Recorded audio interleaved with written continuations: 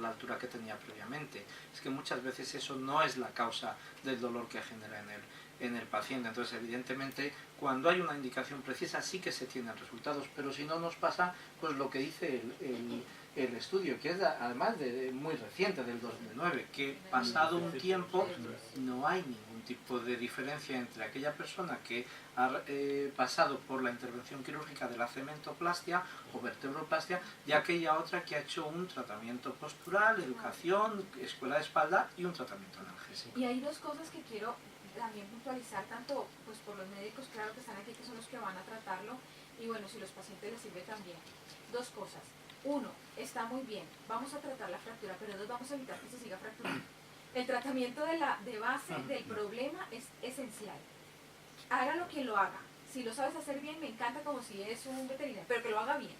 ¿Sabes? Que estudie bien al paciente, que le indique bien el tratamiento y que le haga un seguimiento adecuado, el que quiera. De la osteoporosis. Y de la osteoporosis, sí. Y la otra cosa que yo veo esa placa y lo primero que me da es un poco de miedo.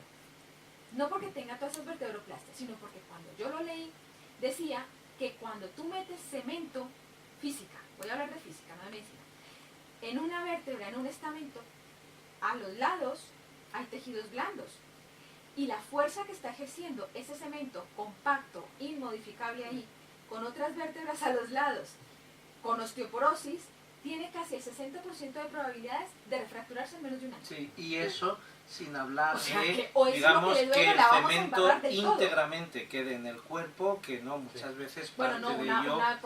el muro posterior ya estamos acabados, ya va para allá, vámonos, ya. Bueno, Ana Cristina. ¿Puedes poner lo de las lumbalgias subagudas? Sí. Es que no me ha quedado claro, vamos, no me ha quedado claro, es que tienes puesto terapia postural en dos sitios.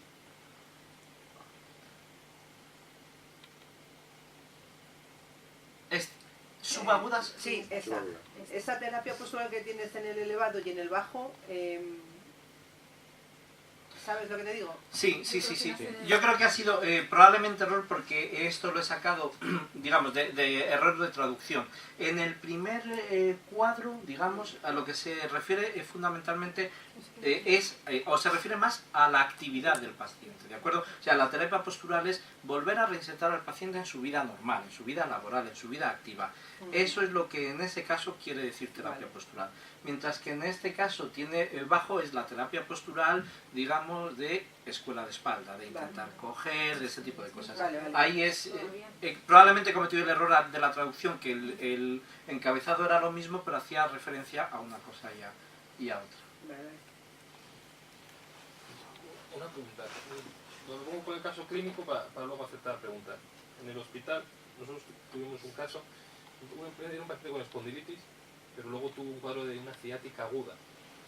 Se le hizo la resonancia, te hicimos las dos resonancias sacroiliacas y con una lumbar, y tenía una hernia. Tuvo una hernia con una retulopatía confirmada por el tomograma aguda y tuvo que ingresar por el dolor. Está tan mal el dolor que los traumas os avisaron y le dimos una infiltración y le dejasteis como nuevo. Sí. Entonces, ahí viene, claro, es que impresionante, dejasteis como nuevo.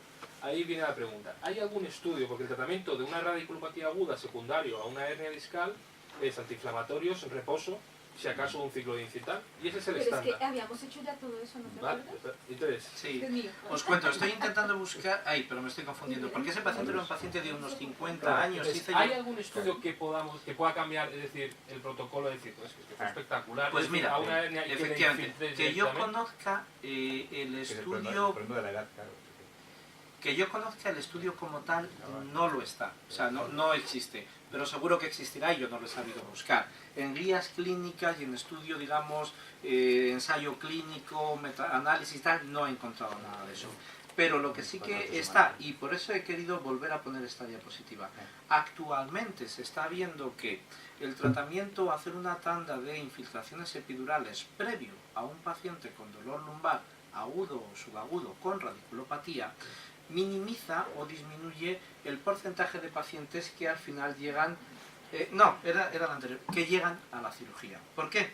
Porque habitualmente nosotros, que llegan a la cirugía, porque habitualmente nosotros cuando hacemos esa infiltración utilizamos, igual que vosotros, anestésicos locales y corticoides. El anestésico local corta o mitiga la clínica de manera inmediata y el paciente se siente mejor y sale, después de la infiltración, sale caminando y doblando la espalda, que hacía tiempo que no lo hacía. Pero los corticoides disminuyen el tamaño de ese disco que está herniado, con lo cual al disminuir la inflamación, al disminuir el disco, mejora automáticamente la sintomatología neurológica del paciente. Por ese motivo, ya os digo, antes de este escalón, lo que se está haciendo, y prácticamente en toda lumbalgia aguda, subaguda, que llega a una unidad de dolor, y digo una unidad de dolor porque habitualmente somos más los anestesistas los que estamos ahí, estamos haciendo, digamos, esas infiltraciones, y se ve que de un 100% de pacientes que estarían indicados para ellos, casi 2/3 partes no es necesario que pasen por quirófano, al menos de manera tan inmediata. Quizá necesitaríamos ese estudio.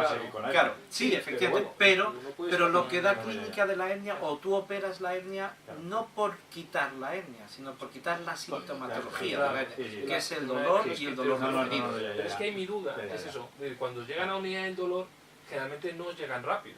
De ahí me viene la duda.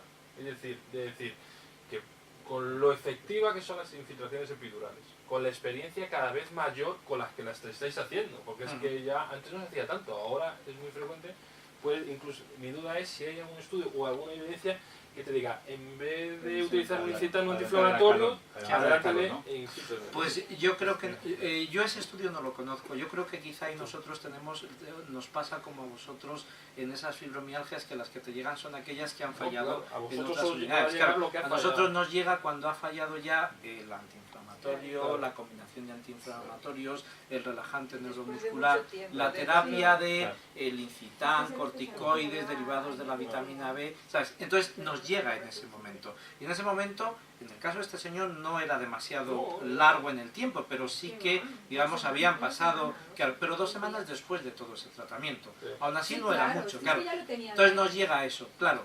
En ese momento no te planteas volver a repetir lo de antes, el siguiente paso sería infiltrar epidural. Si no hubiera tenido esa infiltración, probablemente hubiéramos hecho lo mismo, pero evidentemente no era cuestión de volver atrás.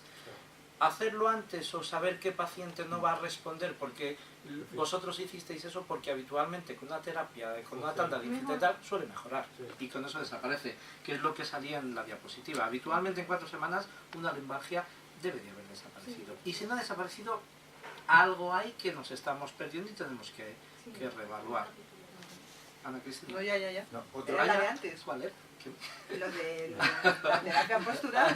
Ay, perdona, sí. Otra cuestión simple ya, y luego ya. Estrella normal. Estrella está. Problema médico de familia con este tipo de patología. ¿Cómo convences o cómo dices a un enfermo que debe esperar las 4 semanas para saber si ese proceso es un proceso agudo o no va a ser agudo?